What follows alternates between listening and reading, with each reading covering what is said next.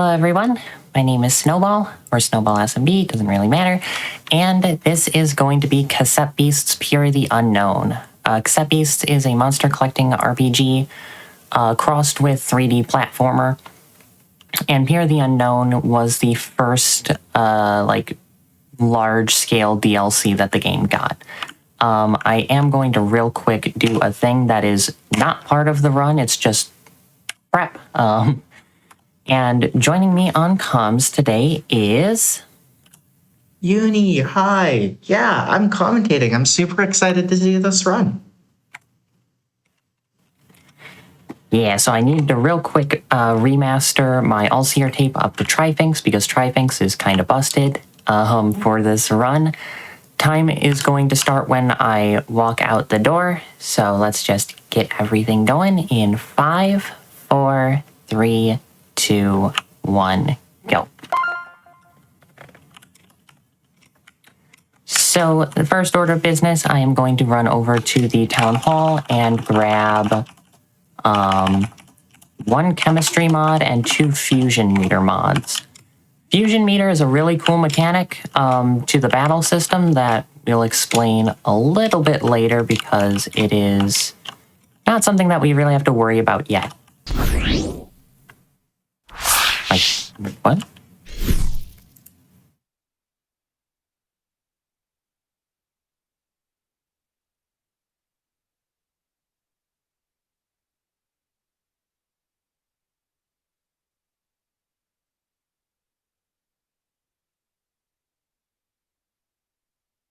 It's all good.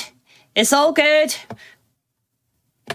Yes, it's definitely all good. We can still end up having a lot of fun right here on Frost for Tales 2025. While we fix this, I've still got some donations to end up reading out. We have a $10 donation from Spork saying less than 3. Love that name, by the way. That is so hype.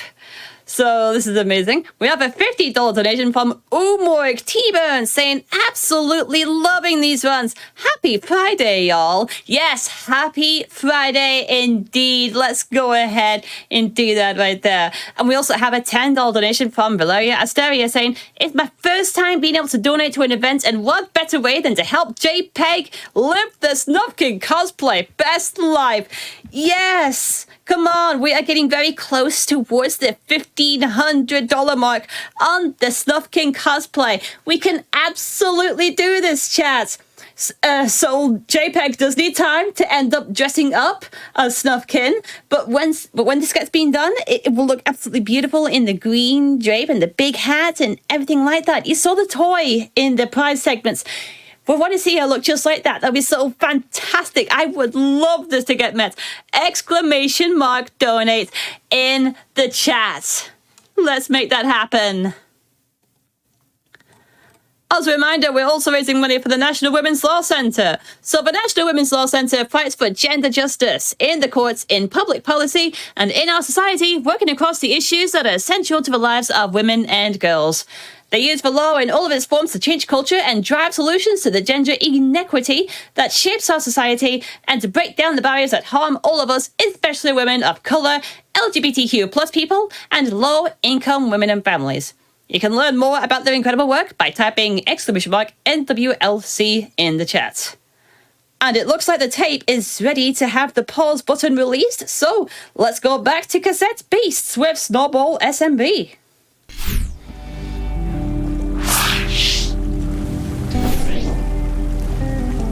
All right, rowboat. We're back. So DLC is a boat, and we're gonna get on this boat, and we're gonna get to the pier. Fun little cutscene skip coming up. Normally, what happens at the start of the pier is you go through that gate, and then there's a long cutscene of you and whatever partner character you have with you at that time, just sort of walking very slowly up from the gate to this little tent here. But you can jump off the side and use the jump-in vine ball to just climb over the fence and completely skip that. Saves a few seconds, and it looks very funny. So that clown is Gwen. She is the ring mistress of the, come on, Jumpkin Ball, of the pier, and I jumped a little bit too low onto the wall. This button opens up that chest. I need 4 chests to get prize tickets to go inside of one of the 3 main attractions of the pier to give a little walloping to a infernal engine that is causing the pier some problems. So I'm going to just talk to Gwen, grab the green attraction pass, and head on over to the witch house. This place is scary both in vibes and in a speedrun because the platforming in this area is really tough. This is probably the hardest area in terms of just like raw movement precision. It's very linear. So all 4 of the chests in the witch house that have prize tickets in them, I'll be making sure to grab because every area has 4 chests with prize tickets, so that way you can buy the next attraction pass as soon as you're done with whichever attraction you're in. But this is the only one where we'll actually be grabbing all 4 because this is the only one where it's really like optimal time-wise. And there's one in this room. And then there's the ruby eye that we need to open up another door. There's a lever next to the engine room door that gives another chest, but I'm going to wait to grab that until going to the engine room for boss fight. I will say it's always a tradition to do dex number donations for Pokemon runs. So there's a bestiary and cassette beast. So if anyone wants to donate with their favorite cassette beast number, that would be great. If that's a little too much money for you, just divide it by 10. And if you don't have one, my favorite is Pondwalker, which is number 102. And I believe that Snowball's favorite is Fortawinks, which is number 58. Yeah, I'm a big fan of Fortawinks. It's very, very cool. Like, I'm always bouncing between favorite monsters between like Fortawinks, Cryoshear, and Jumpkin because they are all just so incredibly cool. This is the only love Pondwalker. It's so goofy. Yeah. For those who don't know, Pondwalker is a tiny little fish in a fishbowl on a little mech suit. It's great. Also, this is the only like regular monster fight that we are going to actually be playing out. Because encounters are slow and we want to go fast. I'm going to also put Trifinx as Meredith's tape and then set my tape to Ramtasm. And the main reason for that is Trifinx has an incredibly powerful move called Wonderful 7. That also randomly I say randomly loosely, inflicts a random status condition between like a set pool. The way, instead of like move PvP from Pokemon, this game has an action point system. At the start of every turn, all monsters on the field gain 2 action points. Wonderful 7 costs 4 action points to use, and there is an item that you can use that instantly gives the selected monster you're giving it to an extra 2 action points. So since Meredith, the sort of like action selection for Meredith is always going to be second because she's the partner character, having Trifinx on her slot gives me the ability to use Wonderful 7 3 times in a row to start the fight, because the maximum amount of the item that I need, which is the Canned Ice Latte, that I can hold without any sort of storage upgrades is 3. But now I am going to grab this chest and open the door with the green engine key that I got in the library. Also, that library went very well. Normally the platforming just really absolutely beats me up. It is so hard. Yeah, and now we're Engine coming up to time. the first boss fight, and you're going to see exactly what Snowball described earlier. We're going to be getting into this cycle of using a latte to give 2 extra AP, which gives us enough action points to use Wonderful 7, really strong move, inflicts a status.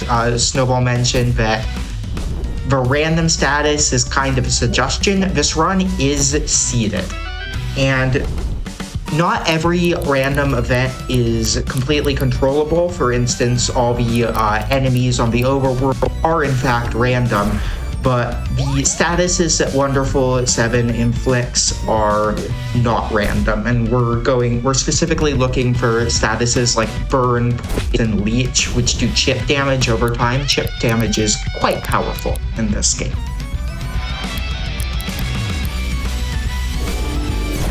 Yeah, and there are also fights later on where it's a little bit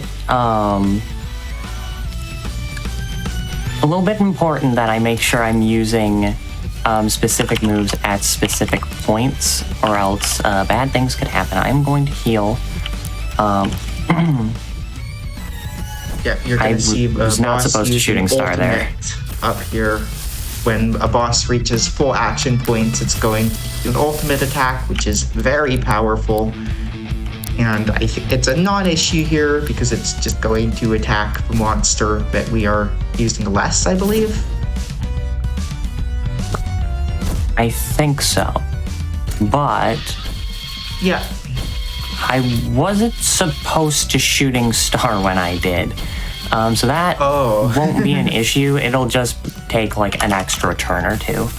okay. Because once I got down to a certain point, I needed to use Spit because Spit uses 0 action points. So I would have been able to get the Wonderful 7 almost immediately.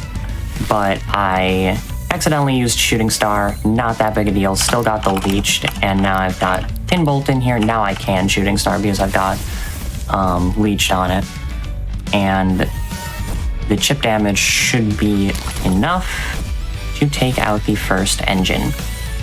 You may have also noticed in this sort of like row of actions that I could take, one of them said fuse. This game has a really cool mechanic in the battles that is a fusion system where you combine both of your monsters into one bigger, stronger monster, combines their stats, their types, and their move pools. The reason why I didn't use that is because I'm going to use it right away in the second boss fight to greatly speed up that fight.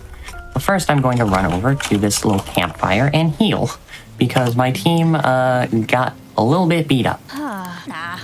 While we run between areas, this would be a good time to get in a couple donations. Yeah. Yes, let's go ahead and do just that.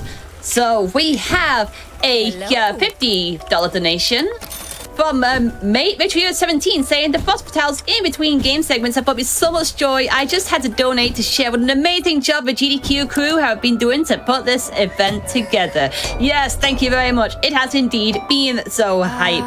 And we have a $10 donation from Quarrick saying Snubkin was my role model growing up, so let's get that cosplay incentive met. Yes, let's do that. We're still pushing towards $1,500 out of the $2,000 goal for this incentive. Come on, chat. I know we can do this. Remember, JPEG needs time to get ready to wear this costume before we go into Snubkin Melody of Moomin Valley. So let's go ahead and get this secured. Exclamation mark, donate. All right, so we are in the second area, Fun World. This area, I'm only going to be grabbing 2 of the chests that have prize tickets in it, because this area is split into 4 segments. Top left, top right, bottom left, bottom right. And it's possible to pretty much completely skip both the top right and bottom right sections if done properly. Coming up here is going to be a really funny skip that I hope works right. Yeah, the way these blue boxes, the way they work is there's a magnetism ability where you can just attract them towards you. that works a bit funny. Oh, unfortunate random encounter there. But the way these magnet blocks work, if you magnet them towards you while you're standing on top of them, it's like, if you're familiar with like Flying Machine and Breath of the Wild, it's the exact same concept. You can just stand on them, attract them towards you, and now you're flying. It's really finicky, it's really inconsistent, and let's see how this goes. That looked pretty good. Alright, yeah, that, I started flying a little bit too late to make it all the way over to the, platform with the button that I needed to press, but fortunately, that rotating checkered block thing was at a very optimal point of its cycle to just sort of catch me and get up there quick. And now this skip's very easy, especially in comparison. Just fly back up here, go to the corner, jump and fly, and that's the fun world platforming done. Time for another Archangel. Or, sorry, Ancient Tension. Yeah, so it's... There's some dark lore with the engines. The bosses in the base game are Archangels that look very much like the engines in the sense of completely different art style than the rest of the game. But I won't spoil the origin of the engines until we get to the final boss, because that's sort of when it pops up. But fused at the start of this fight, getting 4 AP at the start of every turn, I can just wonderful 7 spam my way through this fight, so this is another really good time for donations. It's all good on that front. We can do with this. So we have a $25 donation from Clarinet's Hero saying, the cake is alive, but pie is not. Happy Pie Day, everyone. Yes, happy March the 14th. That's indeed awesome on that one. We also have a $25 donation from Addy saying, trans rights. Yep, trans rights. Come on, we're also getting very close to time on the Snubkin cosplay as well. We only have until the end of this run to make sure that $2,000 goal will end up getting met. We've just about passed over the $1,500 mark. Can we get inching closer towards 1,600 by the end of this next battle? Or could we even get close towards 2,000 by the end of the run? I mean, we're gonna do this, chat. We need to! ! Donate in the chat, and it's so adorable! How about one more? Yes, I can indeed fit in one more donation. Absolutely fine on this one. So we have a $50 donation from Capmonger saying, had to donate during Cassette Beasts. Probably my favorite non-Pokemon monster battler. The soundtrack has so many songs that are just straight bops. The main town theme, it is so soothing. It's okay to be uncertain. I love this room. This room goes wrong I hate in this such room. funny ways. There we go. So the blue switches on the ground can only be activated if you put one of the blue blocks on top of them. But the ceiling is really, really low, so getting that block into that little, like, square opening with the button can be very irritating. But I'm going to now talk to Magicrab, warp back to the cafe, heal, and purchase a few items. I'm going to replenish my iced lattes and get a Parafusili. Parafusili is very, very handy as it instantly charges your fusion meter.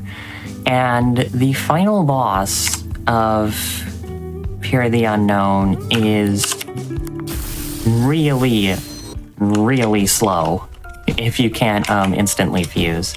So I'm going to grab the Red Attraction Pass to go perform a safety inspection. I don't think this thing's going to pass the safety inspection. Something tells me It that. might, you never know. Yeah, that doesn't look great.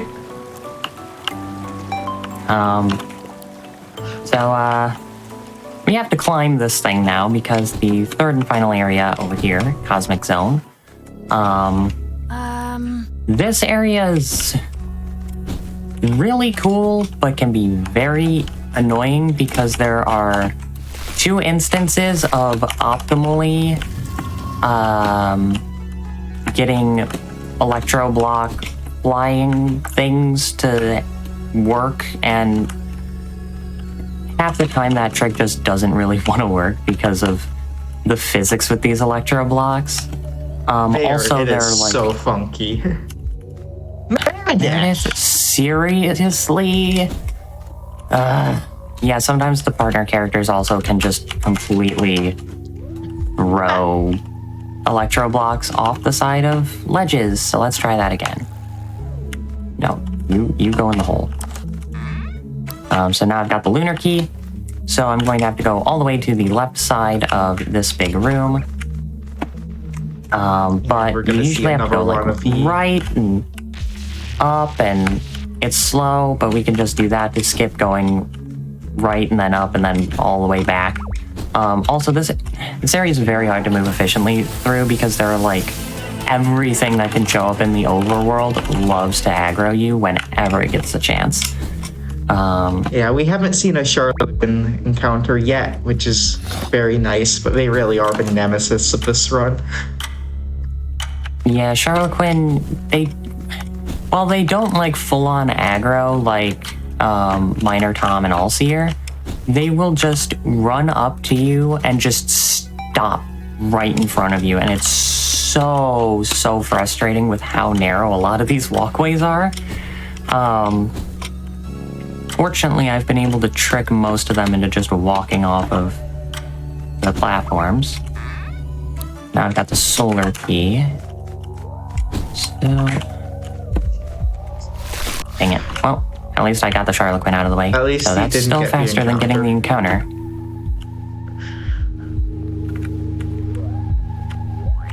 Alright, that is really tight to make with the stamina meter that leveled up to the point that I have on this save. Just barely enough. And now, this is much less important. Oh, well. Do we have time for a couple of quick donations? Absolutely. In just a moment. Okay.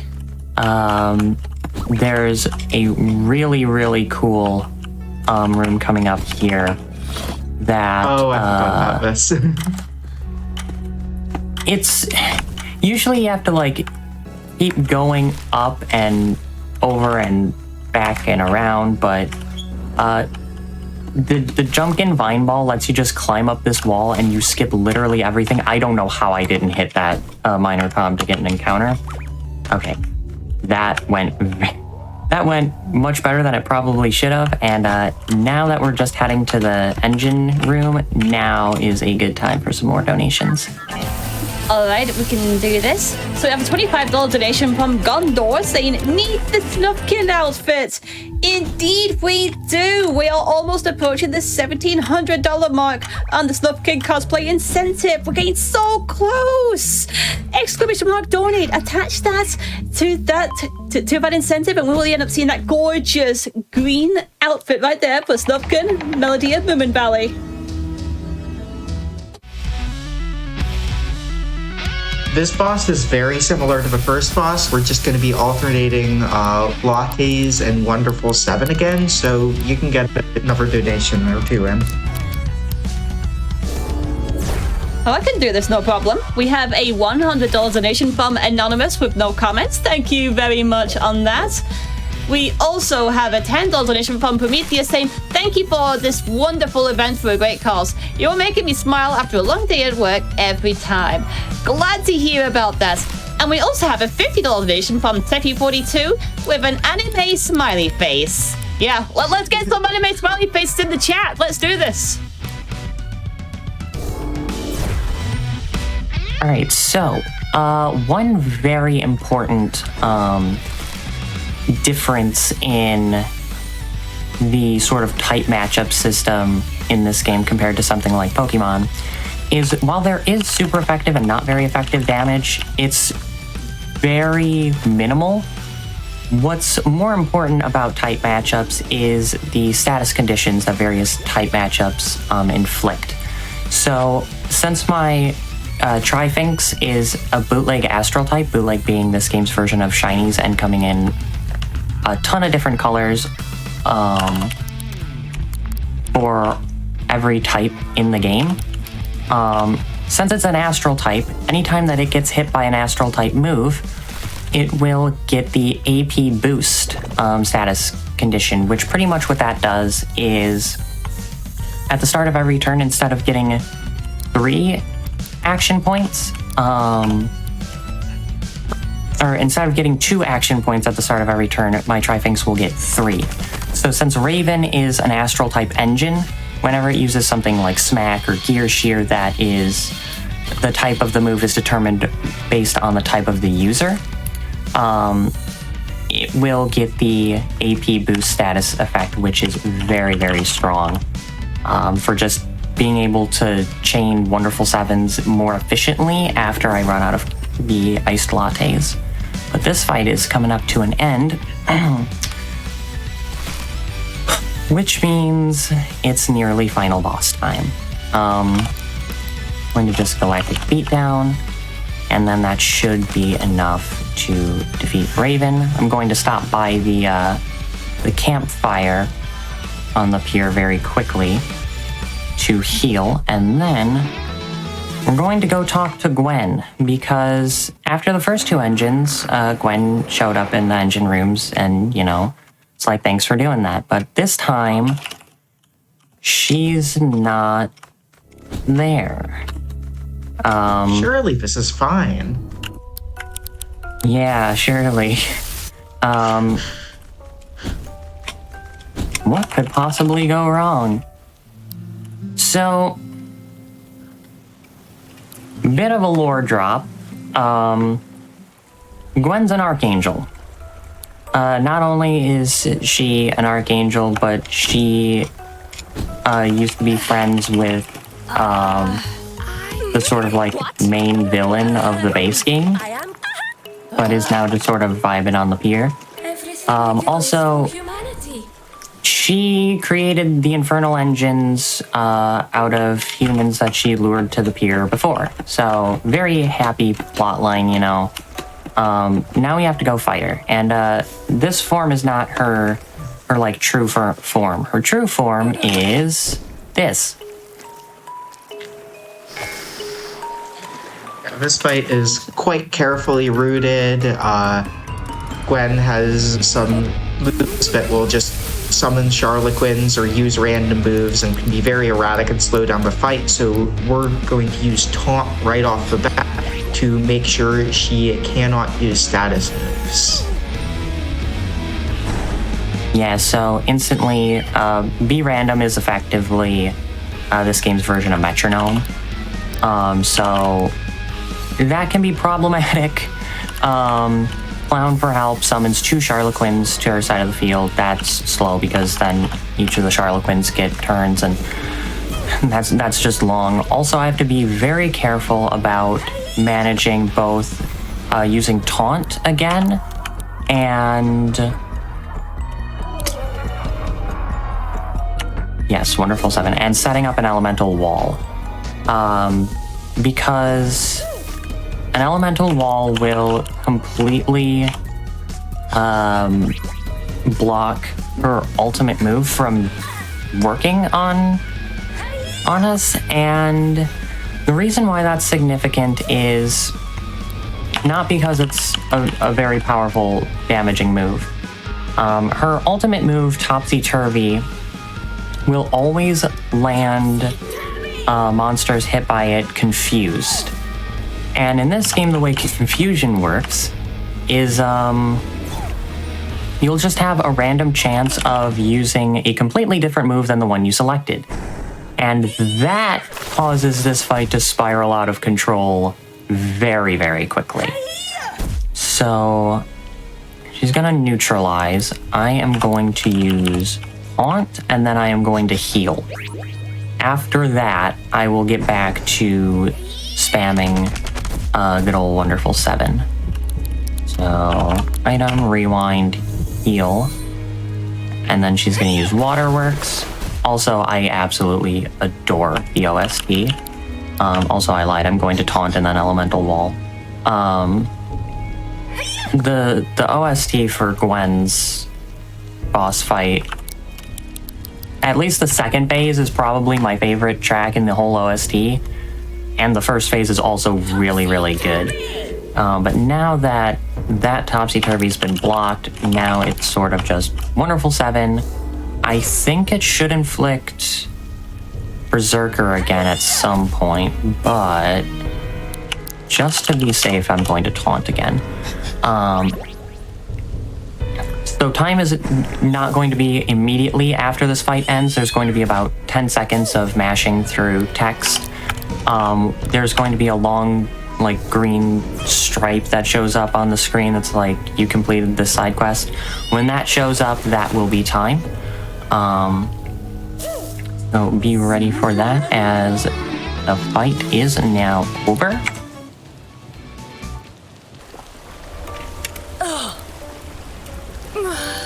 I don't know how we got back down here. And time. Next time. That was a pretty good run. That was fun. Real quick before signing off, I want to give a few quick shout-outs. Shout-outs, of course, to Bitten Studio for making this game, and also making Lana's Inception, another game that I speedrun that is super, super awesome. Shout-outs to the Cassette Beasts speedrunning community. Very, very helpful and supportive and just lovely group of people. And shout-outs to Frame Fatales and GDQ for having me on to show this runoff. I will be back on again tomorrow at around the same time. I think the schedule is 2:28 p.m. Eastern time for Sonic Mania Amy New Game Plus No Major Glitches, and I'm very, very excited to show that off as well. Noted Amy Rose fan here. My character on this save is cosplaying Amy Rose and is named Amy Rose. I might be a little bit of an Amy Rose fan. But yeah, that's gonna be all from me. Thank you all so much for having me on. And this was just such a blast. Nice, thank you very much for sharing